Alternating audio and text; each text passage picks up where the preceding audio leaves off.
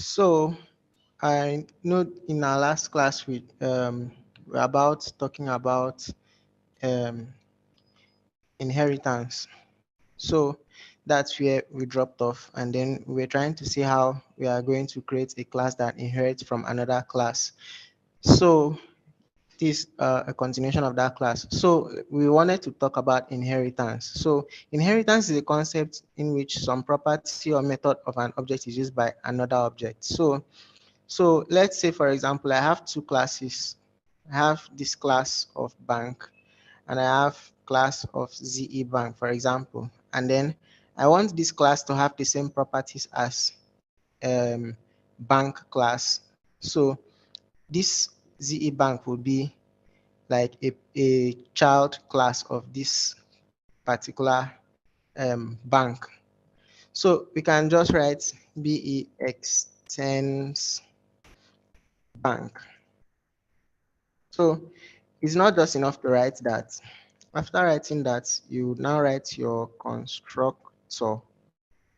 And then in your constructor, before you even call your constructor, you pass you pass in you pass in your bank type, and then you pass in staff size here. And then you can now pass in um maybe bank name, for example, or maybe you're trying to get customers for a bank, so you can say customer name, for example. Then in here, inside the constructor, you write super. So this super is going to refer to the value of the constructors here. So which is the bank type and the staff size. So if we now put that here, bank type and staff size, for example, then we can now initialize this customer name, um, which is a property for ZE Bank. So any property that is not that you're extending from, you use super to initialize those properties. So you're trying to say this super, whatever you pass in here is a property from the parent class, which is bank. So so that's how that works. Then I can now say this dot customer name, this dot customer name should be equals to the customer name. So doing this, we can see that, of course, we can have our method here, maybe get um, bank name, for example, and we can say it should console.log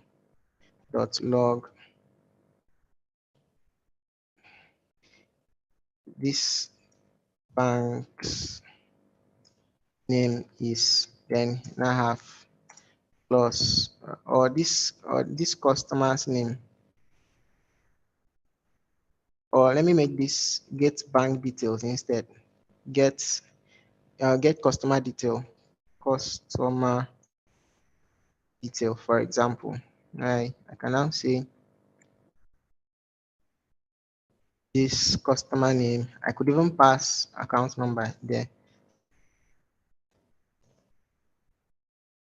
Account number, I can say this dot account number should be equals to account number. So I could say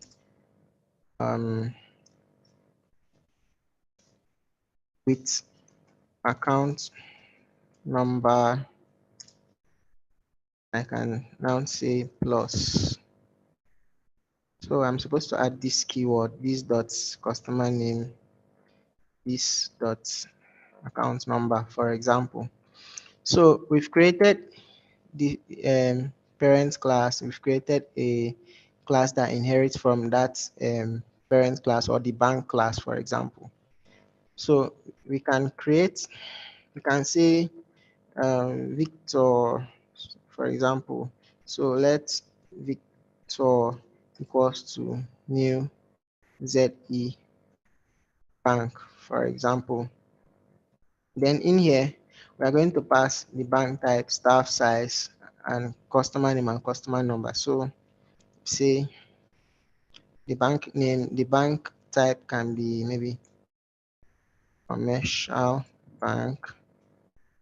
The staff size should be like, can be an int. So 800, and then we have the customer name to be Victor, and then we can have account number to be 1 2 3 4 5 6 7 8 9, for example. So of course, if we do that, if we run this, we won't get anything in return. But I can do Victor dot get staff size, and you see that staff size returns 800. But staff size is not a part of this second um, um, class, right? It is in the parent class, but I can get it. I can get. I can run that method actually. Then I could still do Victor dot get customer detail, and I say this customer name is Victor with account number, then the account number there. So this is one thing you can do with classes. So in fact, so let me break out a little bit from this to make an illustration. So so the web 3 is coming, and then we know that you can use Solidity to write smart contracts. So this is similar to what you're going to do on smart contracts, except that you will not write class bank, you will write contract bank. So what we refer to as class in JavaScript on Solidity is a contract. Then you have your constructor inside your contract, and then you can have your methods, and then variables and the rest of the things inside. So that is a similarity. When you have classes here, and then you call the class bank, and then you write whatever you want to write here. On smart contracts, you have contracts, then the name of the contract is almost similar to like writing a class. A contract has a constructor too. So that's just by the way. So you've written this, you've seen that we have actually inherited the properties of this bank. I could do this dot bank type. Sorry, I said this. Victor dot bank type. You see that it gives us commercial bank. Why are we able to get bank type? Is because we declared super here. So we said, well, what we are saying is that this bank type and staff size is gotten from the super class, which is this bank class here that we are inheriting from. So you use the extends word to inherit properties from another class. So with that said, let's go on. If you have any question, you just ask on the chat section. So if you don't have any question, we'll move on. So that's it about inheritance. And then I wrote a code here about it. So we can have class person, and then we have a student, extend that person's class. So you see it here, and then we use the super word to get the value of the name and then we have a new value which is ID. Then we say this dot ID is equals to ID. Then another thing is if you can have the same you can have the same method inside. Okay, let's say for example here, I can still use get staff size here. So what is going to happen is, if I instantiated bank, for example, then this is the staff size that is going to return. Like this is what is going to be run. But if I instantiate ZE bank, and then I had a method called staff size, it is that staff size that is going to run. So if I want to do get staff size here, so I want this one to also have its own staff size. I can now say maybe let it, instead of um returning the staff size, it should console.log the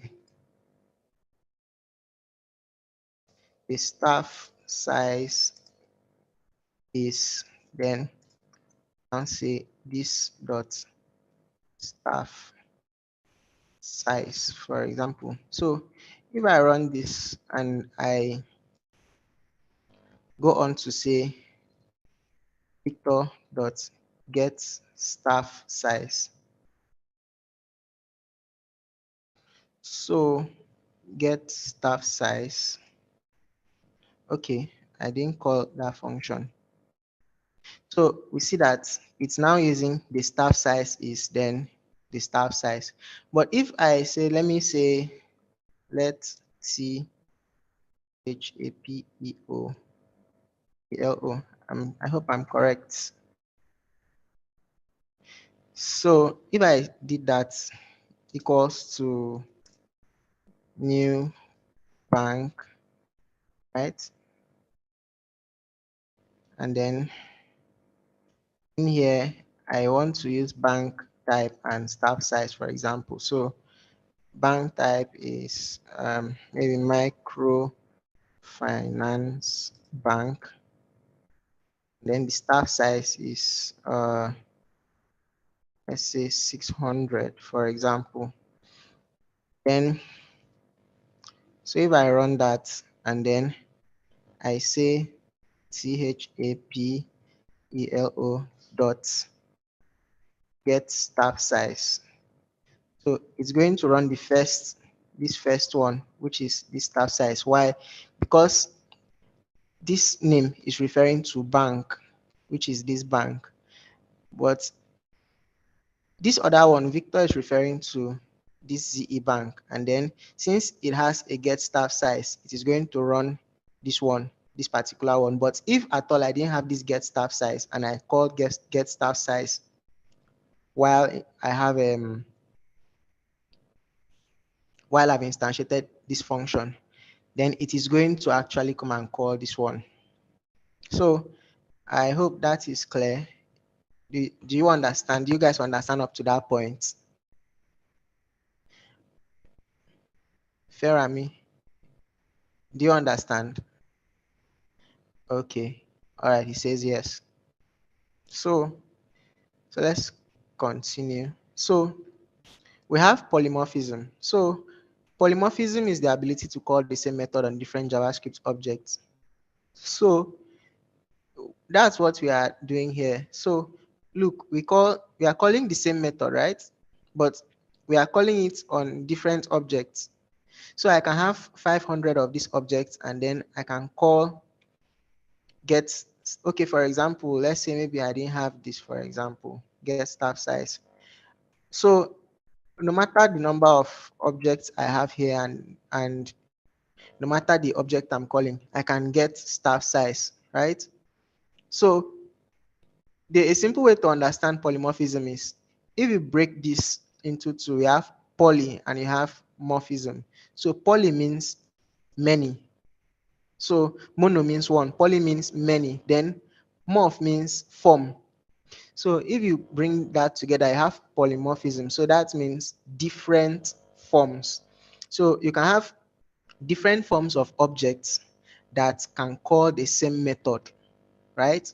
So that's what polymorphism stands for. And we've already shown how it's being done here. So I can have plenty forms of zebank objects, for example, and then I can always call get staff, or maybe if there are like other functions inside here, I can call those functions, right, from any of those objects. So that's what polymorphism stands for. Then let's check out abstraction. So abstraction is a way of hiding the implementation details and showing only the functionality to the users. So let's look at this, for example. So if, for example, I roll this out, this whole um, class out, and then people start to use it. Let's say I make this like a library or something, so people can use it. So I just tell them that if you call get customer detail after creating your ZE bank, when once you call customer details, it gives you the customer detail, right? You you as the person calling that function might not really care about like what goes on here, what goes on inside this bracket, but all you care about is when you, because I said when you call get customer detail, it will give you the customer detail, so you just call it and you get what you want, right? So in real life, in real life, let's compare this to like a radio set or a television, for example. So the manufacturers, they write a manual, they tell you if you click on play here on your TV station, or sorry, on your TV or on your radio, if you click this button, this is what is going to happen. If you click this button, this is what is going to happen. But inside the radio, do you know what happens when you click that button? We don't know what actually happens, except you try and study how that radio works. But you just trust that if you press that button, then there's an outcome you're supposed to get. Maybe if you turn a knob on your radio, it's going to tune to a particular radio station. You don't care the physics or electrical engineering or mechanical engineering behind the whole thing. Yours is as soon as you're turning it, you're expecting it to give you an output. So that's the way abstraction works. So you don't know the details of what is happening, but we provide you with a function or a button to press, and then that after pressing that button, there's an outcome you expect, right? So that is the way abstraction works. So let's do something a bit fun now. So we could do something like we can create a bank account. So let's mimic the way a bank account works. So a bank account has a name, right? It has account type, right? So let me call this bank account. Then it has an account type and it has a balance, right? So of course, you say the bank name, the name is going to be name, account type is going to be account type, and then this dot balance is equals to balance. And then come here and I initialize that. So first, the name is going to be Faremi. So Ferami, Feranmi. So Feranmi, for example. So I say Feranmi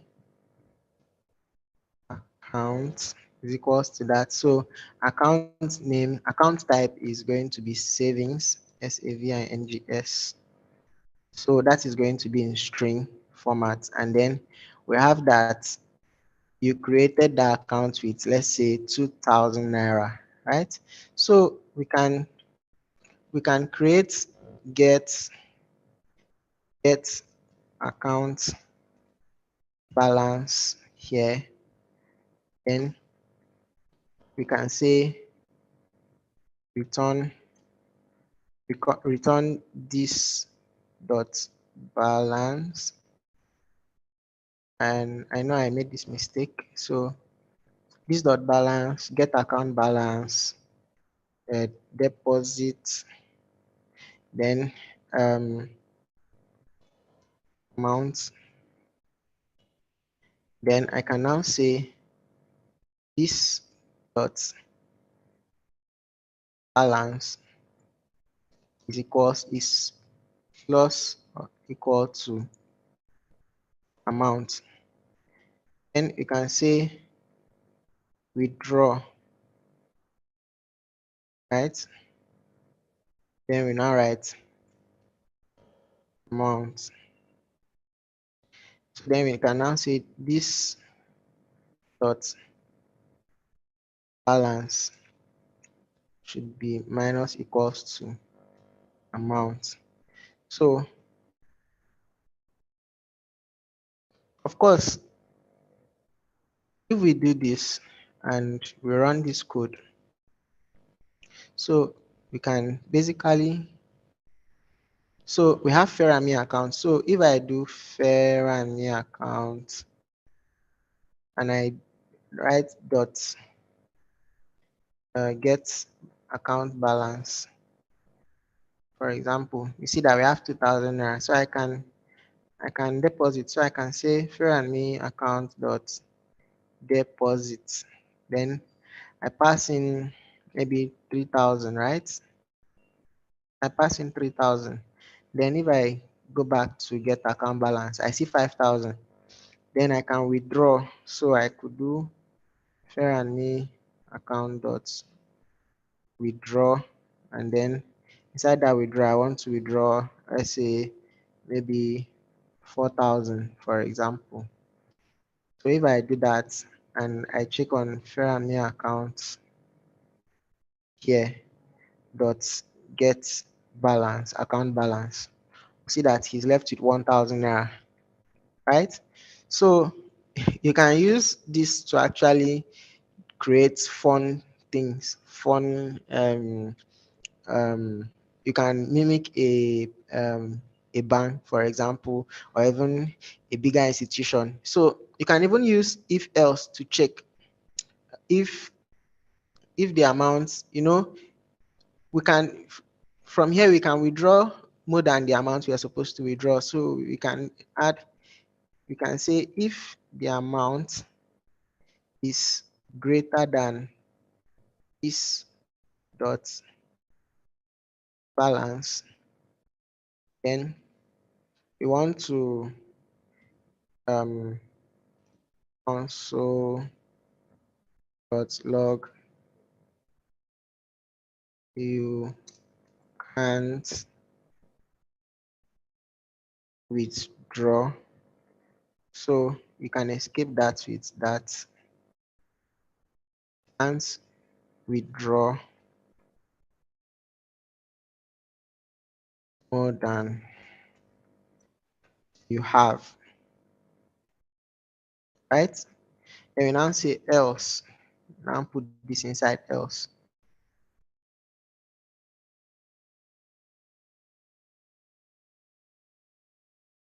Right? So for us to be safe. So if we run this, we have me.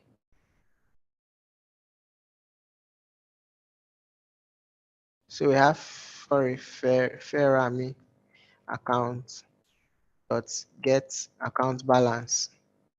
We have 2,000. So if we try to withdraw more than that 2,000 dot withdraw, then we want to try and withdraw 3,000, for example. You can't withdraw more than you have, but you can withdraw 1,000, right? So if we check now, so Ferrami account dot get account balance, we see that he would have 1,000 left. Abi? So I guess that wraps it up for the class. So we've talked about abstraction, we've talked about polymorphism. So thank you very much. Thank you so much for attending the class. So, okay, so yeah, I made a typo with this dot balance, and yeah, I corrected that. So thanks a lot. So that's all for the class. If you have any question, you can ask, or um, so thanks. Thanks a lot for attending the class.